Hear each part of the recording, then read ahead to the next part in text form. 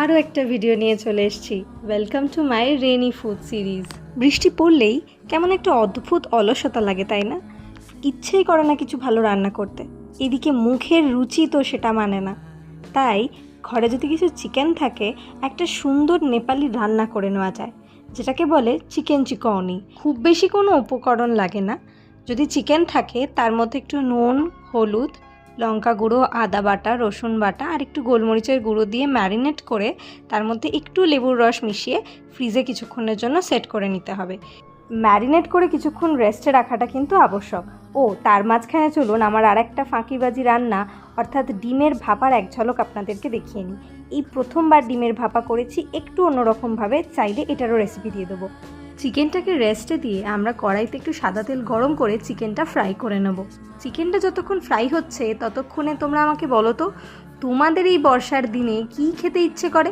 না মানে খিচুড়িটা তো বাঙালিদের একটা ইমোশন, সেটা ছাড়া এমন কি কমফর্ট ফুড আছে যেটা তোমাদের খেতে ভালো লাগে? কমেন্টে কিন্তু জানিও। আর্ধেক কাজ আমাদের হয়েই গেছে, এবার বাকি আর্ধেকটা করব। এই যে পেঁয়াজটা কেটে নেব, পেঁয়াজের সাথে একটু লঙ্কা, যতটা ঝাল তোমরা খাবে সেই অনুযায়ী লঙ্কা, আর একটু ধনেপাতা কুচিয়ে নিতে হবে। ওদিকে আমাদের চিকেনটাও কিন্তু ভাজা ভাজা হয়ে গেছে। এবার এই রান্নার 3টে স্টেপ আছে। একটা ওই চিকেনটা, একটা এই সবজি, আর একটা হচ্ছে এই যে দইটার একটা গ্রেভি মতন বানানো। সব মশলাই পাওয়া যায়, এই যে যেমন হলুদ গুঁড়ো, লঙ্কার গুঁড়ো। এই যে মশলাটা দিচ্ছি এটা জিরাওয়ান, এটা কিন্তু এখানে তোমরা পাবে না। এটা আমি সেই সুদূর ইন্দোর থেকে এনেছিলাম, এখানে খুঁজেও পাইনি। তোমরা চেষ্টা করে দেখতে পারো, তবে মশলাটা কিন্তু অসাধারণ। এটা না পেলে কোনো অসুবিধে নেই, এটার বদলে তোমরা এই আলাদা আলাদা করে মশলাগুলো দিতে পারো। জিরাবানে বেসিক্যালি সব মশলা একসাথেই থাকে। আচ্ছা, এটা করে নিয়ে আমরা কড়াইতে একটু সর্ষের তেল গরম করে তার মধ্যে হলুদ গুঁড়ো, লঙ্কার গুঁড়ো আর একটু কাসুরি মেথি দিয়ে একটা তড়কা মতন বানিয়ে নেব। নিয়ে সেটা দইয়ের মধ্যে দিয়ে মিশিয়ে নেব। ব্যাস, আমাদের কাজ পুরোপুরি কমপ্লিট। এবার শুধু মেশানো বাকি। এত সিম্পল আর ইজি একটা রেসিপি যে খুব চটজলদি, খুব কম সময়, আর সমস্ত ইনগ্রিডিয়েন্টস তো আমাদের বাড়িতেই থাকে, এগুলো দিয়ে খুব তাড়াতাড়ি জিনিসটা বানিয়ে ফেলা যায়।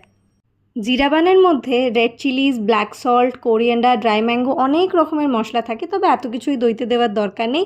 শুধুমাত্র একটু নুন, লাল লঙ্কার গুঁড়ো আর তার সাথে একটুখানি রসুন বাটা দিলেই যথেষ্ট।